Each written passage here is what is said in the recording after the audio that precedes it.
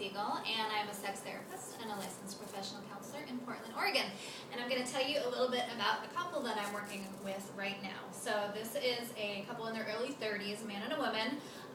They are in a long-term, loving, healthy, committed relationship. They've been together for 4 years, and they came in because they would like to incorporate BDSM into their relationship.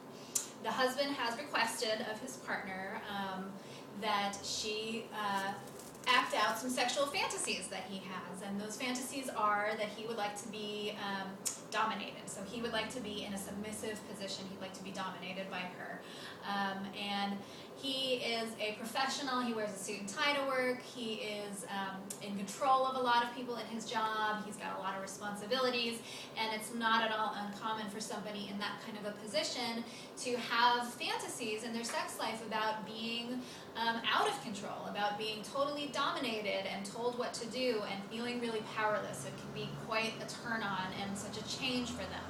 So his partner is happily willing to go along with his fantasy, but she doesn't really know how to go about it, and so they've come in for a little bit of instruction on how to bring that into their life and make it something that's healthy and fun.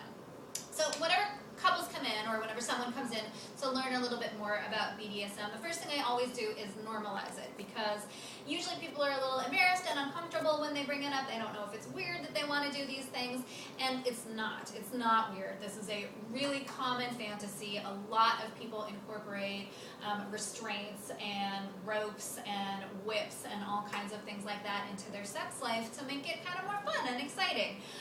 So first thing I did with them was normalize it, and the next thing I did with them was give them a little bit of instruction on what they need to know, because BDSM play can be a little dangerous. It can be a little bit painful at times, and so there's certain ground rules that need to be established.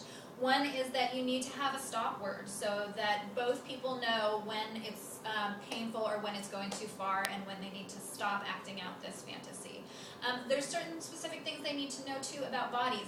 When oxygen is being cut off and circulation is being cut off, there's certain part of the bodies that need to be steered clear from if you're using something like a whip, like the kidneys. That's a sensitive area, and you need to stay away from that. So there's a lot of ways to learn about these things. The internet is always a great go-to as far as learning instructions. There's a pretty big kink community that people can follow to learn more as well. So what I've been doing with this couple is starting off by helping them create these ground rules, set up the time, the place, the who, what, where of their fantasy, and to start acting out with sort of gentle activities like restraints. What we're going to do, though, as sort of the next phase in this process is I'm going to be taking this couple to a place called Paddles in New York. It's a BDSM club, and it is a place where you sort of check your clothes at the door, and everybody's there for the same reason, and it's safe and it's positive. They can start out sort of just as observers, figuring out the ins and outs and the nuances of this new way of life. And then eventually, if they feel like they're ready for it, they can participate and they can incorporate that into their sex life as well. So a little bit more about me. The reason I feel like I'm a good fit for this television show is first off that I'm sex positive, I'm outspoken, I'm really passionate about the work that I do. I enjoy it, and I find it to be immensely rewarding and satisfying. My father is a therapist. He's also gay. So I grew up between my mother and my father sort of dancing between the queer community and more of a heteronormative community. And so I feel like I'm pretty well blended. I work with a lot of folks that are queer, that are polyamorous, that are into kink.